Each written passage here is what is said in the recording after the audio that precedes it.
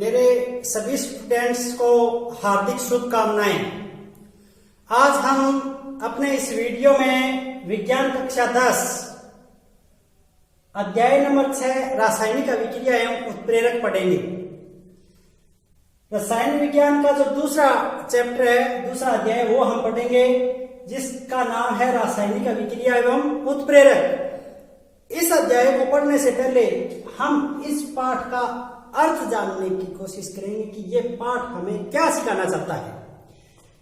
रासायनिक अभिक्रिया का अर्थ क्या है? रासायनिक अभिक्रियाएं हमारे दैनिक जीवन में बहुत सारी होती रहती हैं और हम इन्हें देखते भी हैं। हम कक्षा 10 में हैं, इसलिए हमें पता होना चाहिए कि कौन सी अभिक्रियाएं हैं वो जो रासायनिक अभिक्रियाएं हैं।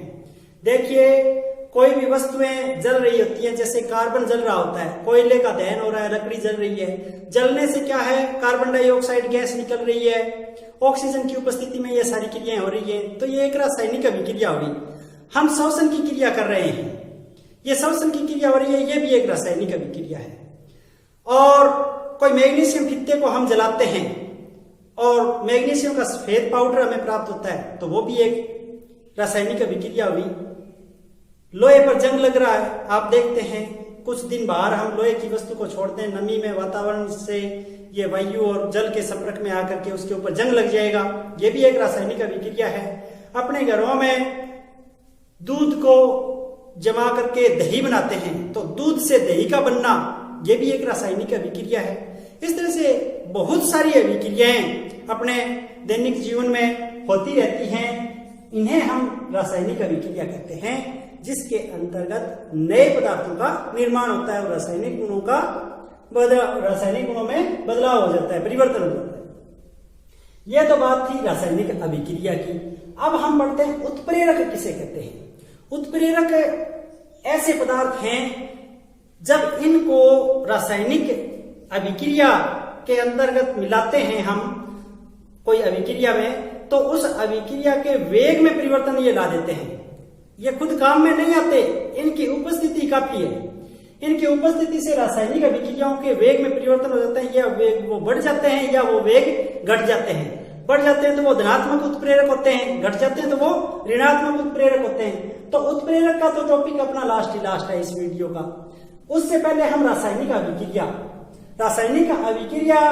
के अंतर्गत हम 5 टॉपिक पढ़ेंगे। भौतिक एवं रासायनिक परिवर्तन, रासायनिक समीकरण, रासायनिक अभिक्रियाएं, ऑक्सीकरण अपचयन यानी रेडॉक्स उदासीनीकरण। ये 5 टॉपिक हम इसमें रासायनिक अभिक्रिया में पढ़ेंगे। और छठा टॉपिक अपना है उत्प्रेरक का। 2 टॉपिक रोजाना हम पढ़ेंगे, 3 दिन या 4 दिन का अपना ये वीडियो बनेगा। पहले वीडियो में हम सबसे पहले भौतिक एवं रासायनिक परिवर्तन को जानने का प्रयास करते हैं। आइए भौतिक और रासायनिक परिवर्तन क्या है पढ़ते हैं। आइए इस अध्याय की हम शुरुआत करते हैं और सबसे पहला अपना टॉपिक पढ़ते हैं, भौतिक एवं रासायनिक परिवर्तन। सबसे पहले टॉपिक का नाम है भौतिक एवं रासायनिक परिवर्तन। तो भौतिक एवं रासायनिक परिवर्तन कहते किसे हैं, इसे समझ लेते हैं। पदार्थों का एक रूप से दूसरे रूप में परिवर्तन होना भौतिक या रासायनिक परिवर्तन कहलाता है। कहने का मतलब यह है कि पदार्थ एक रूप से दूसरे रूप में बदल जाता है। मैंने आपको बताया था कि दूध से दही बन गया, या बर्फ है उससे पिघला करके पानी बना दिया, या पानी को उबाल करके वाष्प बना दिया, वाष्प को वापस ठंडा करके पानी को वापस ठंडा करके बर्फ बना दिया। ये पदार्थ हैं। इन पदार्थों का जो अवस्था है या रंग रूप है या आकार है या रासायनिक संगठन है, ये जब बदल जाते हैं, एक पदार्थ से दूसरे पदार्थ का निर्माण हो जाता है, ऐसे परिवर्तन भौतिक और रासायनिक परिवर्तन कहलाते हैं। इन दोनों परिवर्तनों को हम अलग अलग पढ़ेंगे।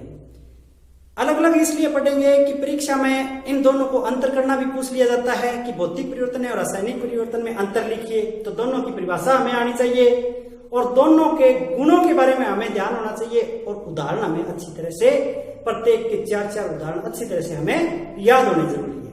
तो चलिए सबसे पहले हम पढ़ते हैं भौतिक परिवर्तन। भौतिक परिवर्तन की परिभाषा क्या है? ये वे परिवर्तन हैं जिसमें पदार्थ के भौतिक गुण तथा अवस्था में परिवर्तन होता है, परंतु उसके रासायनिक गुणों में कोई परिवर्तन नहीं होता। केवल भौतिक गुणों में परिवर्तन होता है, रासायनिक गुणों में, रासायनिक संगठन में उसमें कोई बदलाव नहीं होता है। जैसे मैंने अभी आपको एक उदाहरण दिया है कि बर्फ से पानी बनना, तो बर्फ का जो रासायनिक संगठन है वो है H2O और उससे पानी बन रहा है वो भी H2O। बर्फ की अवस्था है वो ठोस है और पानी की अवस्था है वो द्रव है, तो केवल इसका भौतिक गुण यानी उसकी अवस्था चेंज हुई है, न कि उसका रासायनिक संगठन। ऐसे परिवर्तनों को भौतिक परिवर्तन कहते हैं।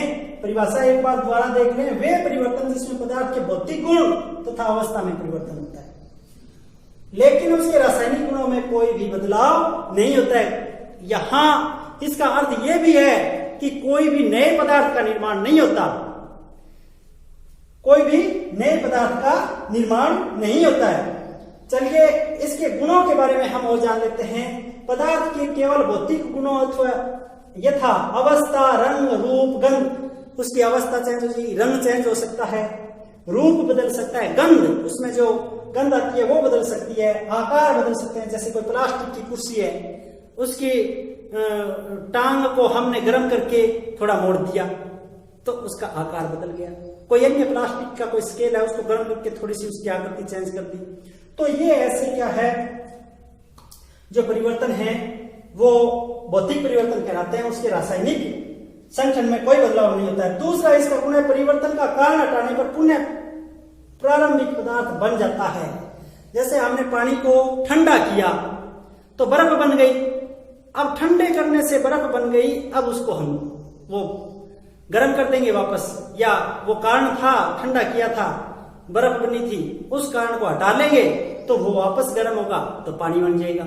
उबालेंगे, वाष्प बनेगी और वो वापस ठंडी होगी तो पानी बन जाएगा। तो परिवर्तन हटाने से पुनः प्रारंभिक अवस्था आ जाती है। जैसे कोई रबड़ है, उस रबड़ को हम खींचते हैं, उसका आकार बढ़ गया, छोड़ेंगे वापस संकुचित हो जाएगा। कोई स्प्रिंग है, उसको दबाएंगे, संकुचित हो गया, छोड़ेंगे तो वापस अपनी पोजीशन में आ जाएगा। यह परिवर्तन अस्थायी है, यानी भौतिक परिवर्तन है वो स्थायी नहीं है और इसमें नए पदार्थ का निर्माण नहीं होता। ये गुण लिखिए इसके, इसकी परिभाषा लिखिए और इसके उदाहरण। सबसे बेहतरीन उदाहरण है बर्फ का पानी में और पानी का वाष्प में, फिर वाष्प को ठंडा करने से पानी और पानी को ठंडा करने से बर्फ। ये उदाहरण आप यहां लिख भी सकते हैं, मैं लिख देता हूं। बर्फ से पानी और पानी से वापस बर्फ, पानी से वाष्प और वाष्प से वापस पानी, यानी गर्म करेंगे तो ये चीज, ठंडा करेंगे तो ये वापस। एक अवस्था से दूसरी अवस्था ही बदलती है। इसमें भी इसका रासायनिक संगठन H2O है, इसमें भी इसका H2O है, इसमें भी इसका H2O है, यानी रासायनिक संगठन तो वही है, केवल और केवल अवस्था चेंज हो रही है। और भौतिक परिवर्तनों के हम अन्य उदाहरण की बात करें तो कोई भी कागज है उसको फाड़ना, कोई भी कागज है उसको फाड़ देना, ये केवल उसकी क्या है, भौतिक अवस्था में परिवर्तन है। और उदाहरण लेते हैं तो मोम का पिघलना। एक मोमबत्ती जलती है तो उसमें दो परिवर्तन एक साथ होते हैं, जलती है, कार्बन डाइऑक्साइड निकल रही है, ये तो हुआ रासायनिक परिवर्तन, लेकिन साथ साथ में मोम पिघल करके नीचे की ओर आ रहा होता है। आप देखते हैं, मोमबत्ती जलती है तो मोम पिघल करके नीचे आ रहा होता है और नीचे जाकर के वो वापस मोम में बदल रहा है, ये उसका भौतिक परिवर्तन है। और भौतिक परिवर्तन की बात करें, सलाद का काटना भी भौतिक परिवर्तन है, कांच का टूटना भी भौतिक परिवर्तन है। ये कई उदाहरण मैंने आपको बताए हैं जो भौतिक परिवर्तन। लोहे का चुंबक बनना भी भौतिक परिवर्तन है। लोहे को चुंबक से रगड़ेंगे और थोड़ी देर में वो लोहा भी चुंबक की तरह कार्य करेगा और कुछ समय बीतने के बाद में वो लोहा वापस लोहा हो जाएगा, तो लोहे का चुंबक बनना है। ये कई, और एक नौसादर का ऊर्ध्वपातन, ये आपको आगे बताएंगे भी।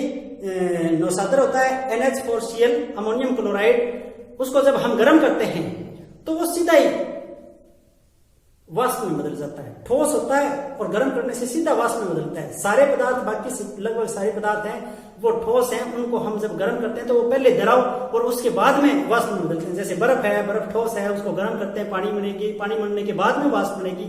लेकिन नौशादर एक ऐसी चीज है जो ठोस अवस्था से सीधा ही वाष्प में बदल जाता है। तो ऐसे गुण को उद्रपातन गुण कहते हैं। ये ऐसे पदार्थ उद्रपातज पदार्थ कहलाते हैं और इनको जब वापस ठंडा किया जाता है तो वापस ये वाष्प से सीधा ही ठोस में बदल जाते हैं। ये इसके भौतिक परिवर्तनों के उदाहरण और गुण मैंने बताए। अब हम पढ़ते हैं रासायनिक परिवर्तन की परिभाषा और उसके गुण। रासायनिक परिवर्तन, रासायनिक परिवर्तन की परिभाषा है ये वे परिवर्तन हैं जिसमें भौतिक गुणों के साथ साथ रासायनिक गुणों में तथा संगठन में भी परिवर्तन होता है। यानी भौतिक गुण तो बदलते ही हैं, साथ में रासायनिक गुण भी बदल जाते हैं। भौतिक परिवर्तन में हमने पढ़ा था केवल भौतिक गुण बदलते हैं, रासायनिक गुण नहीं बदलते। इसमें रासायनिक गुण तो बदले ही बदलेंगे, साथ में भौतिक गुण भी बदल जाएंगे। यानी भौतिक गुणों के साथ साथ रासायनिक गुणों और उसके संगठन में भी जो पदार्थ का संगठन है, जो बने हुए हैं बनावट, इनके सूत्र हैं वो बदल जाएंगे और नए पदार्थ का निर्माण होगा। उदाहरण लेंगे तो कोयले को जलाने पर कार्बन डाइऑक्साइड गैस बनती है। कोयला जब जलता है ऑक्सीजन की उपस्थिति में तो CO2 गैस बनती है। ये ठोस अवस्था में, ये गैस अवस्था में, ये भी गैस अवस्था में है। यहाँ ये अवस्थाएं मैं आपको आगे बताऊंगा, लेकिन यहाँ आप ये समझें कि कोयले को जलाने पर कार्बन डाइऑक्साइड गैस बन रही है, ये रासायनिक परिवर्तन है। कार्बन डाइऑक्साइड गैस से हम वापस कोयला नहीं बना सकते, यानी नया पदार्थ बन गया। ये जो अगर हम परिस्थितियां हटाएंगे तो प्रारंभिक पदार्थ हमें नहीं बनेगा। सामान्यतः इसमें प्रारंभिक पदार्थ है वो नहीं बन सकता। इसके गुणों की बात करें तो इसमें पदार्थों के रासायनिक गुणों व संगठन में परिवर्तन हो जाता है। ये परिभाषा में बात है। इसमें पुनः प्रारंभिक पदार्थ प्राप्त नहीं किया जा सकता और यह परिवर्तन स्थायी होता है। यह परिवर्तन स्थायी होता है। भौतिक परिवर्तन अस्थायी था और यह परिवर्तन क्या है? स्थायी। दोनों परिवर्तनों में अंतर आ रहा है। इसमें नए पदार्थ का निर्माण होता है, भौतिक परिवर्तन में नए पदार्थ का निर्माण नहीं हो रहा था। ये अंतर भी है, दोनों परिभाषाएं वो आपस में अंतर हो गया। ये जो गुण है ये आपस में अंतर हो गया और इसके उदाहरण है वो अंतर हो जाएंगे। तो आपस में भौतिक परिवर्तन और रासायनिक परिवर्तन में आप लोगों को अंतर करना आना चाहिए। इसके अन्य उदाहरणों की बात करें, किसी भी पदार्थ का जलना रासायनिक परिवर्तन होता है। कोई जले, चाहे कागज जले, लकड़ी जले, तेल जले, पेट्रोल, डीजल, वस्त्र जले, कुछ भी चीज जले, कोई भी पदार्थ जलेगा तो वो रासायनिक परिवर्तन ही होगा। किसी भी चीज का जलना क्या है? रासायनिक परिवर्तन है।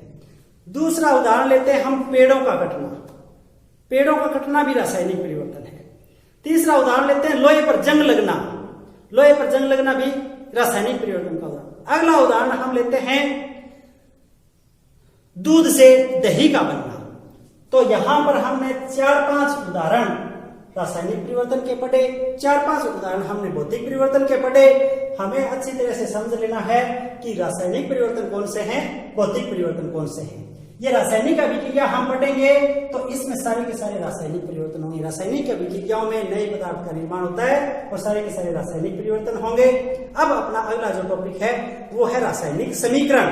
तो रासायनिक समीकरण की हम परिभाषा पढ़ेंगे और रासायनिक समीकरण लिखने के जो चरण हैं उनको हम स्टेप बाय स्टेप पढ़ेंगे। चलिए अगला टॉपिक पढ़ते हैं, रासायनिक समीकरण। अपने अगले टॉपिक रासायनिक समीकरण में हम सबसे पहले रासायनिक समीकरण कहते किसे ये पढ़ लेते हैं। रासायनिक अभिक्रिया में पदार्थों को अणुसूत्र एवं प्रतीकों के रूप में प्रदर्शित करना रासायनिक समीकरण कहलाता है। रासायनिक अभिक्रिया हो रही है, जैसे कोयले का ऑक्सीजन की उपस्थिति में दहन होकर के कार्बन डाइऑक्साइड में बदलना, ये एक रासायनिक अभिक्रिया हो रही है। ध्यान से सुनना, कोयले का ऑक्सीजन की उपस्थिति में दहन होकर के यानी जल करके कार्बन डाइऑक्साइड गैस निकलना, धुएं के रूप में कार्बन डाइऑक्साइड गैस निकलेगी, ये एक रासायनिक अभिक्रिया हो रही है। तो इसका हम रासायनिक समीकरण कैसे लिखें? कोयले का प्रतीक लिखेंगे या अणुसूत्र लिखेंगे, ऑक्सीजन का प्रतीक या अणुसूत्र लिखेंगे, फिर आगे कार्बन डाइऑक्साइड गैस बन रही है उसका अणुसूत्र या प्रतीक लिखेंगे। ये चीज हम जब लिखेंगे तो उस लिखित रूप को रासायनिक समीकरण कहेंगे। यहाँ देखिए उदाहरण लिया गया है कार्बन का ऑक्सीजन की उपस्थिति में जल करके कार्बन डाइऑक्साइड, ये कोयले वाला ही है। इस कार्बन का प्रतीक हुआ सी लिख दिया, ऑक्सीजन का प्रतीक या अणुसूत्र हुआ O2 और तीर का निशान, और फिर आगे क्या बना कार्बन डाइऑक्साइड जिसका अणुसूत्र है CO2। तो ये जो लिखित रूप है प्रतीकों या अणुसूत्रों के रूप में, उससे हम रासायनिक समीकरण कहते हैं। और एक और रासायनिक समीकरण है प्रोपेन का ऑक्सीजन की उपस्थिति में दहन होकर के कार्बन डाइऑक्साइड और जल का बनना। इस तरह की हम रासायनिक समीकरण इस पाठ में बहुत सारी पढ़ेंगे। पहले हम ये जान लेते हैं कि इन रासायनिक समीकरणों को हम लिखते कैसे हैं, इसके चरण। रासायनिक समीकरण के चरण जानने से पहले हम एक दो शब्दों के बारे में और जानते हैं। एक दो शब्द वो हैं अभिकारक और उत्पाद, प्रोडक्ट, और इनका दूसरा नाम है क्रियाकारक और क्रियाफल। उत्पाद को क्रियाफल के नाम से भी जाना जाता है और अभिकारक को क्रियाकारक के नाम से भी जाना जाता है। तो देखिए, जो रासायनिक अभिक्रियाएं होती हैं उनमें भाग लेने वाले पदार्थ हैं, उनको तो बोलते हैं अभिकारक। ये अभिकारक की परिभाषा हुई, आप साथ में लिख लेना नीचे कि अभिकारक की परिभाषा। रासायनिक अभिक्रिया में भाग लेने वाले पदार्थ अभिकारक, और रासायनिक अभिक्रिया के दौरान बनने वाले पदार्थ प्रोडक्ट, उत्पाद। समझिए, क्रियाकारक और क्रियाफल की परिभाषा, दोनों की परिभाषा लिख सकते हैं आप। इनके दूसरे नाम भी अभिकारक और उत्पाद, प्रोडक्ट। अब देखिए, इस समीकरण में अगर क्रियाकारक 1 या 2 से जाता है तो उनके बीच में प्लस का निशान है, और क्रियाकारक और क्रियाफल के बीच में तीर का निशान है। तो हम अब रासायनिक समीकरण को चरणबद्ध तरीके से किस तरह से लिखते हैं, उसके 6, 7, 8 जो चरण हैं वो एक एक करके हम पढ़ते हैं। सबसे पहला चरण ये है कि सबसे पहले हम क्रियाकारक को बाईं तरफ लिख देते हैं और तुरंत बाद तीर का निशान लगा करके क्रियाफल, उत्पाद को लिख देते हैं। ये अपना पहला चरण हो गया। पहला चरण क्या हो गया कि सबसे पहले हम इस समीकरण पर ले लो आप, सबसे पहले हम क्रियाकारक को लिख करके के बाईं ओर लिख करके तीर का निशान लगा करके तुरंत ही प्रोडक्ट, उत्पाद लिख देते हैं। अपना एक चरण पूरा हुआ।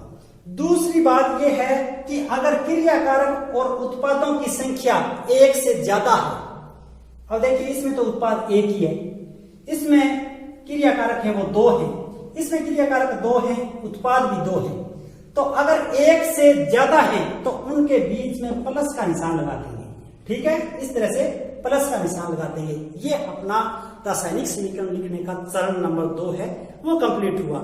आपकी अच्छी तरह से समझ में आ रहा है ना, साथ साथ आप समझते जाइए। तीसरा चरण अपना ये होगा कि रासायनिक जो समीकरण है उसमें द्रव्यमान संरक्षण का नियम है। द्रव्यमान संरक्षण के नियम के अनुसार न तो द्रव्यमान को पैदा किया जा सकता और न ही द्रव्यमान को नष्ट किया जा सकता। तो इसमें क्या है कि जो क्रियाकारक हैं उनमें परमाणुओं की संख्या है, उतनी ही परमाणुओं की संख्या उत्पादों में रहेगी। तो हमें रासायनिक समीकरण को संतुलित करना जरूरी है। अब संतुलित कैसे होगी? रासायनिक समीकरण को संतुलित हम अनुमान विधि से संतुलित करेंगे, जिसे हिट एंड ट्रायल विधि कहते हैं। ये जो तीर का निशान है इसके बाईं ओर क्रियाकारक में परमाणुओं की संख्या और इस तीर के निशान के दाईं ओर जो उत्पाद है, क्रियाफल है, उनमें परमाणुओं की संख्या बराबर होनी चाहिए। ये रासायनिक समीकरण संतुलित समीकरण कहलाएगी। अब इसमें देखिए आप, इस तीर के निशान के बाईं ओर कार्बन के परमाणुओं की संख्या कितनी है? यहां C3 लिखा है ना, तो इसका मतलब कार्बन परमाणु कितने हैं? 3। और इस ओर देखिए कार्बन के कितने हैं? 1। तो इसका मतलब ये संतुलित नहीं है, इधर भी 3 कार्बन के परमाणु होने जरूरी हैं। तो हम इसके आगे 3 लगाएंगे, न कि नीचे। इसके अणुसूत्र को चेंज नहीं करेंगे, इसके बाहर गुणात्मक रूप से गुणा के रूप में आगे 3 लगा देंगे। अब इसका मतलब यहाँ कार्बन के परमाणु कितने हो गए? 3। इसमें 3 हो गए, इसमें 3 हो गए। अब चलते हैं हम हाइड्रोजन परमाणु। यहां देखते हैं हाइड्रोजन परमाणु कितने हैं? 8। यहां देखते हैं हाइड्रोजन परमाणु कितने हैं? 2। तो बराबर नहीं है, तो हमें क्या करना है? बराबर। और बराबर करने के लिए यहां हम 4 लगा दें। 4 को जब 2 से गुणा करेंगे तो 8 हो जाएगा। यहाँ नीचे कुछ भी छेड़खानी नहीं करनी है, आगे ही गुणा के रूप में लिखना है समीकरण को संतुलित करते समय। इस बात का आप सभी बच्चे विशेष ध्यान रखेंगे। और यहाँ अब कितने हो गए 8, 4 × 2 8 और ये 8 थे। अब हम क्या करते हैं आगे और देखते हैं ऑक्सीजन परमाणु है इसमें। तीर के बाईं ओर ऑक्सीजन परमाणुओं की संख्या कितनी है 2 और दाईं ओर ऑक्सीजन के परमाणुओं की 3 दूनी 6 तो ये हो गया और 4 ये हो गया। तो 6 और 4 यहाँ कितने हैं 10, तो यहाँ 2 हैं, तो इसको 10 करने के लिए क्या कर देंगे 5 से गुणा कर देंगे। तो अब हम इस समीकरण को हमने हिट एंड ट्रायल अनुमान विधि से संतुलित कर दिया। अब तीर के निशान के बाईं ओर परमाणुओं की संख्या तीर के निशान के दाईं ओर परमाणुओं की संख्या इक्वल है, बराबर है। ये अपनी रासायनिक समीकरण है वो संतुलित हो गई। ये ऑलरेडी संतुलित थी, यहाँ C1 है, यहाँ भी C1 है, यहाँ O2 है, यहाँ भी O2 है, तो ये ऑलरेडी संतुलित थी। कोई भी रासायनिक समीकरण अगर संतुलित नहीं है तो उसको आप संतुलित करना इस वीडियो से अच्छी तरह से सीख जाएंगे। और वो विधि है हिट एंड ट्रायल विधि, अनुमान विधि। इसमें हम लेते हैं तीर के निशान के बाईं ओर परमाणुओं की संख्या और दाईं ओर परमाणुओं की संख्या और उनको गुणा करके अच्छी तरह से आगे लगा करके इन अणुसूत्र जो लिखे उनके आगे गुणात्मक रूप में संख्या रख करके हम संतुलित कर लेंगे। कहीं किसी प्रकार की कोई अड़चन नहीं आने वाली है। ये 3 चरण पूरा होने के बाद में चौथा चरण है कि दोनों ओर के अणुओं की संख्या को, अच्छा ये कर लिया संतुलित, घटा बढ़ा करके संतुलित। ये 4 चरण पूरे हो गए अपने यहाँ। 5वां चरण ये है कि ये जो अभिकारक और उत्पाद हैं इनकी अवस्था लिखने के लिए आगे ब्रैकेट में हम कुछ निशान लगाते हैं। जैसे ठोस है उसके लिए तो S लगाएंगे, सॉलिड का अर्थ होता है ठोस।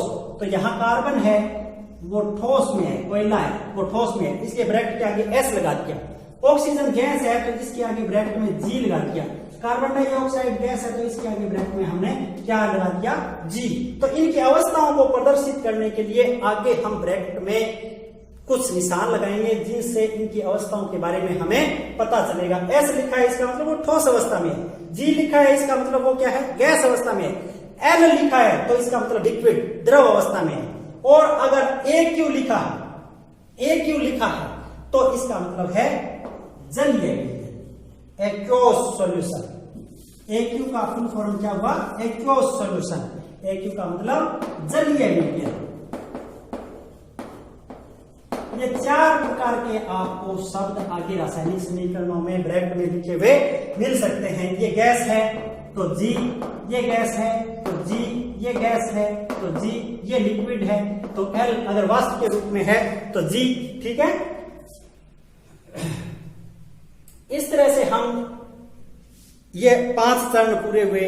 अगला चरण जो छठा चरण था वो AQ के लिए था जलीय विज्ञान। 7वां चरण है वो ये है कि अभिक्रिया, अगर रासायनिक अभिक्रिया अगर उत्क्रमणीय है, उत्क्रमणीय का मतलब होता है दोनों दिशाओं में चलने वाली। उत्क्रमणीय शब्द का अर्थ क्या है दोनों दिशाओं में चलने वाली। अगर अभिक्रिया क्या है उत्क्रमणीय है तो वो अभिक्रिया दोनों दिशाओं में चलती है। जैसे N2 + H2 NH3, तो 2 NH3 आ जाएगा ये और ये 3 H2 आ जाएगा।